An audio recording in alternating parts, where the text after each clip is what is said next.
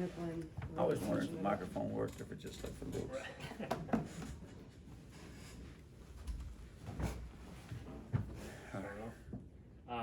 Well, Coach, you guys have played 2 really good games, I think, defensively in a row, but I guess no win at the end of the day. How do you kind of balance, I guess, no win, but also playing really good as far as in your film review, that type of stuff?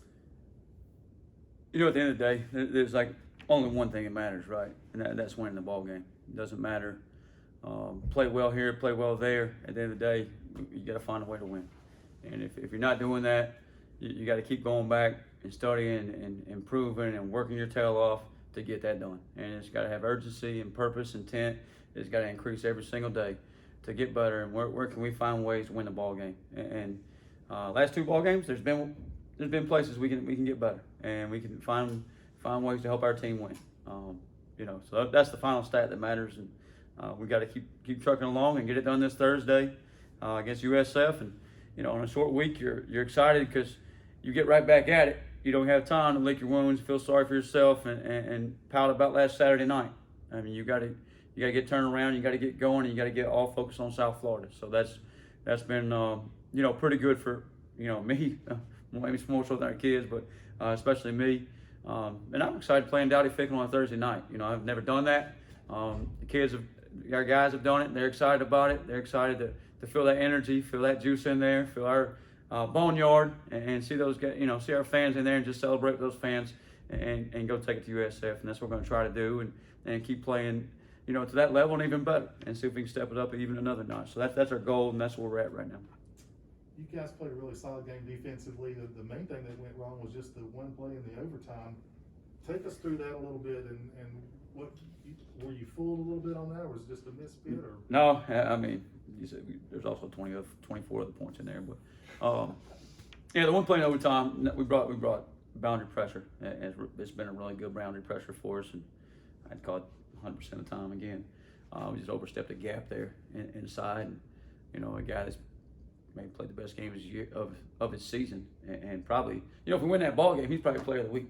You know, he really is. He's probably defense player of the week in the conference, and just oversteps a little bit, loses a little integrity, and they're big, gigantic old linemen swallowed him up a little bit and gets out on us. Then we do a poor job tackling on about the 9-yard line there, and you know, you'd love to have that one back. You know, that's what we tell our guys, like, hey, you want to be better? Look at this. Is this the play you want to go down with? Could you give extra effort here? Could we play this better? And those are the things we're talking about improving. But, you know, you can't, you know, unfortunately, the last 2 weeks, this came down to one play here or there. But it's really a series of plays. I think we talked about that at UCF. Just, hey, throughout the ball game, what can we do to get better and make plays here and there, so it's not a one play come 4 quarter time. So.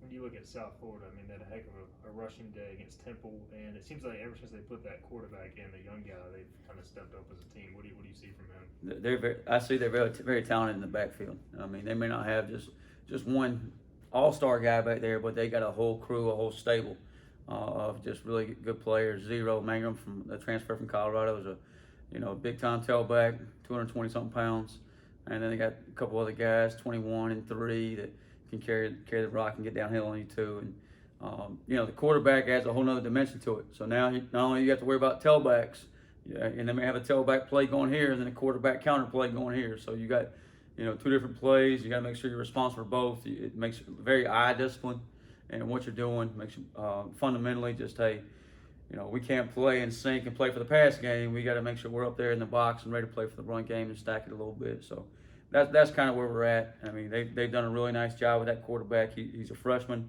but you wouldn't know that. I mean, he's got a strong. Our kids were asking us today, how's he throw it?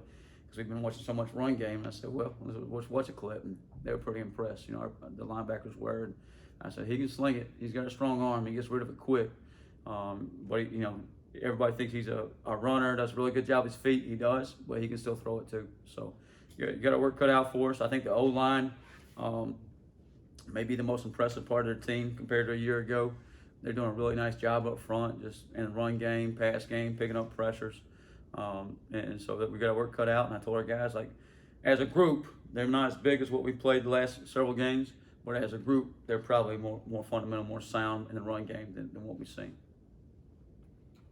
this unit of yours, light bulb seemed to click on last Saturday. I know they're getting better and better every week, it seems like, but they really could see you dial it up with a lot of tackles for losses and a lot of sacks and a lot of blitzing, and it just looked different. Yeah, the opportunity just created itself a few times, and the guys did a really nice job. I think, you know, you're talking about 13 tackles for loss, 5 sacks, 80-something rushing yards, maybe about 170 passing, maybe about 250, which is all really good. And our guys are freaking playing their tails off.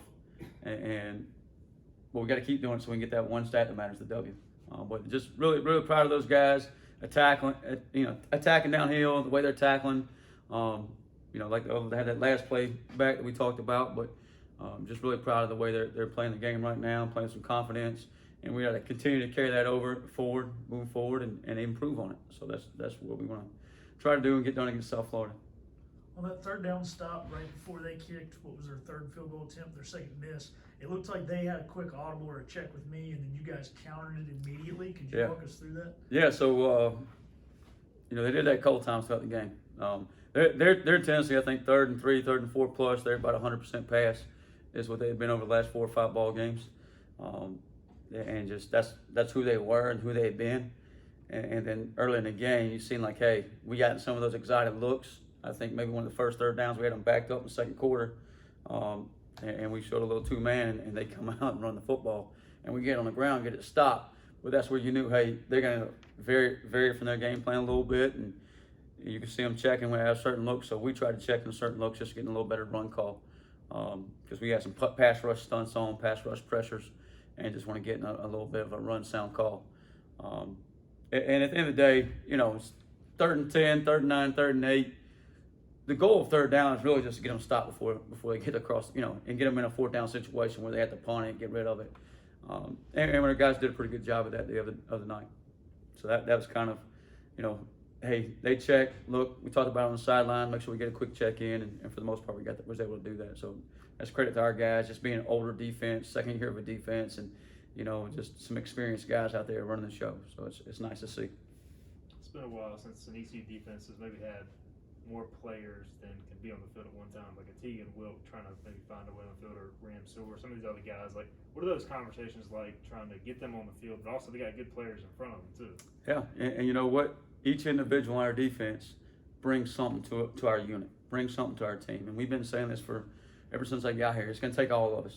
It takes all of us to get this job done, and it's really, if you think about it, it's not just our defensive room.